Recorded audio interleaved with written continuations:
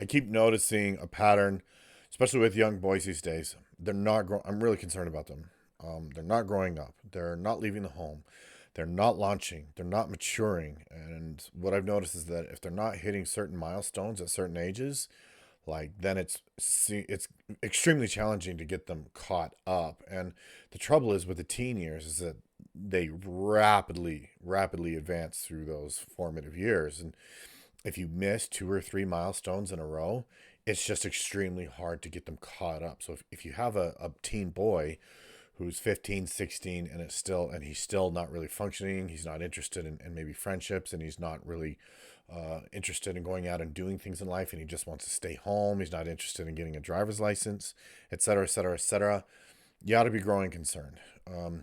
And I've noticed some specific things with a lot of these teen boys, and they need to be addressed because this is an ever growing problem, and I'm just growing more and more concerned about it. If you're new here, my name's Scott. I'm a licensed therapist, and I do a lot of work with families and teenagers and parents and all that kind of stuff. I've worked with teenagers for nearly 25 years now, and frankly, my level of concern, especially for these teen boys, continues to grow and grow and grow. And what I've noticed is that a lot of times how they're parented, well, I've known this for years. Frankly, I've noticed that how they're parented and how the parents go about things makes a huge difference. I've noticed that there aren't enough parents who aren't concerned enough that he's not growing up and maturing, but there's an ever growing problem, and more parents reporting that he's hitting 18, 19, 20 years old, and he just stays in the basement and he just plays video games. He has no interest in advancing in life, right? If he's getting up to the age of 17 and he's only staying at home, and he doesn't have friendships, and he's not interested in getting a job, or he's not interested in getting a driver's license, you may have a huge problem on your hands. So, frankly, this video is going to be directed a little bit more at moms because I just frankly see moms doing this a lot more than the dads. Like, moms are a lot more comfortable with him just staying home and avoiding things that make him uncomfortable or make things that are difficult for him. And they're a lot more comfortable with, oh, it's okay. You don't have to do hard things. You can just kind of stay here and not face your life or deal with your life or go and confront your responsibilities and confront the fact that you need to become responsible for your own life. As I work with kids and their parents with this issue, I continue to hear kind of the same thing over and over and over again. And so let me illustrate this by using a bit of a metaphor. So let's say that you're raising a child.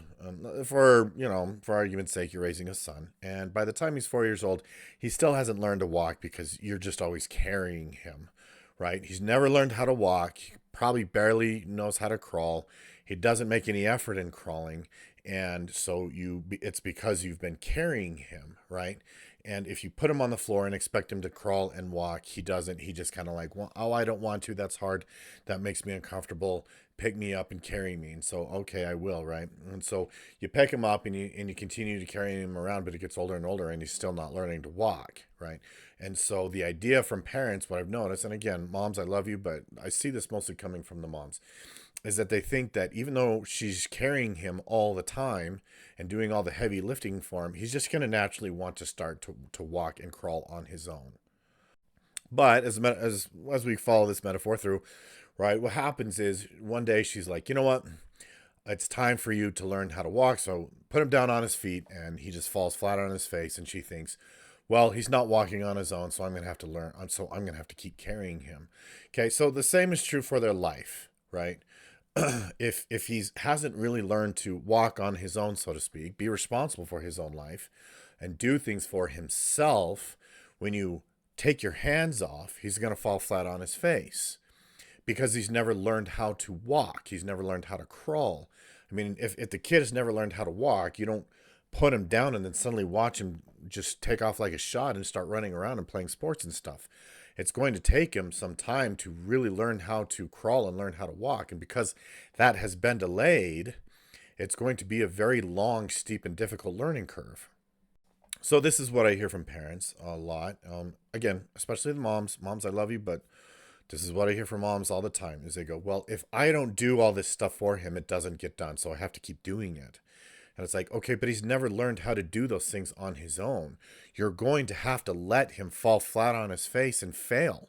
You're going to have to let him lay on the floor and cry about it, cry about not being able to walk, cry about the struggles that he's having because he's never learned how to walk, so to speak, with his life, and figure out how to pick himself up and start walking on his own. Okay, the same is true for life. This is what I hear from parents. It's like, well, if I don't nag him about his homework, if I don't nag him about school, if I don't nag him about doing everything that he's supposed to do with himself, whether it's hygiene, whether it's driving, whether it's getting a job, whether it's chores, whether it's homework, doing literally anything other than like staring at a screen and playing video games, if I don't nag him to do those things, it won't get done. Okay, but at some point, right, if you put a child on the floor that's never learned how to walk, again, they're going to fail, and they're going to fail for a while because that milestone was missed. It's erroneous to assume that, oh, well, I tried having him do it on his own, but it won't get done. So at this point, you have to ask yourself, what's more important, that he learns how to do it himself or that the thing gets done?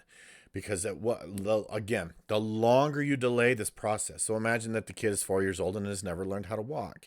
Now imagine that they're 8 years old and have never learned how to walk, right? You have a much, much bigger problem.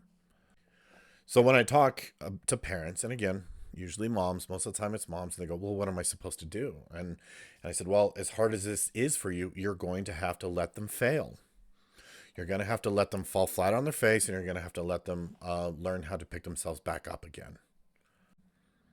Usually with the moms too, it's almost excruciating for them to like just stand back and watch their child struggle. But you have to understand, especially with your sons, he needs to find his strength. Okay, so boys just naturally have the ability to build a lot of strength. If they never find their own strength and their own capability, and they're robbed of that at really young ages, it can be a very, very difficult problem to fix. Your job as a parent is to help your kids become prepared for life. Okay. Now, what I find with moms is I think they lose sight of this a lot of times, and they feel like their job as a parent is to make sure that life is comfortable and easy and that the kid is happy, right? And that they're happy by doing things for them and make life comfortable and easy for them. And I think that when they're really young, that's very important. As they grow older, it's so important for them to build their independence and build their autonomy. Again, moms, I love you, but like you need to pull yourself back from the need to just shield and protect, especially your boys, from the difficulties and the challenges and the struggles. The difficulties and the challenges are what make him strong. Now, I'm not proposing that you just throw them into the deep end of life and abandon them. That's certainly not what I'm getting at. But at the same time, it's like, again, if you have missed a whole bunch of these crucial milestones, it's extremely difficult to get them caught up. So again, I have a lot of experience in this area. I have a lot of experience working with young men and teen boys, and we've got to work together to find a way to help them essentially sort of get caught up. But it may take some doing. To me, it's the whole community. It's the whole system. It's me, it's you, the whole dynamic. I offer a parent coaching option. I offer a whole family coaching option, and being able to also integrate your son or whomever is the target, is the one that we're targeting, right? The trouble, one of the biggest troubles with these situations too, is that because somebody has taken most of the responsibility for their life, they don't understand what it means to take responsibility for their own life. They don't see the benefit of doing that. So they're borrowing it from their parents, and they can't ride that forever. It becomes very, very flimsy for them to use your motivation and your goals in life. At some point, they have to learn to internalize it, if that makes sense. So anyways, I offer a number of services in and outside the state where I work. But if you want to go to my website, a link will be in the description below. I offer a service, a coaching service that includes the whole family, and we can help you work on this issue and get it sorted out. So thanks for watching. Don't forget to subscribe if you have not already.